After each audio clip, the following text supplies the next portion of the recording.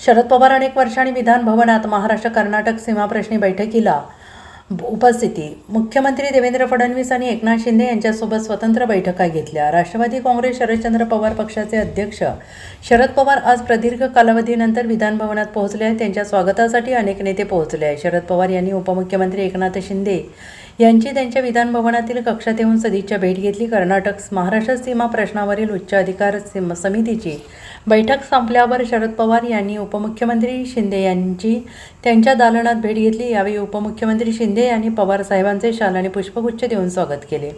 बेळगाव सीमा प्रश्नी विधिमंडळात आज उच्चस्तरीय बैठक बोलवण्यात आलेली होती. या बैठकीला मुख्यमंत्री देवेंद्र फडणवीस, माजी केंद्रीय कृषी मंत्री शरद पवार, माजी मुख्यमंत्री नारायण राणे, उपमुख्यमंत्री एकनाथ शिंदे, सुनेत्रा पवार उपस्थित होत्या. तत्पूर्वी विधान भवन परिसरात आगमन झाल्यावर शरद पवारांच्या स्वागतासाठी अनेक मंत्री आमदार पोहोचले होते.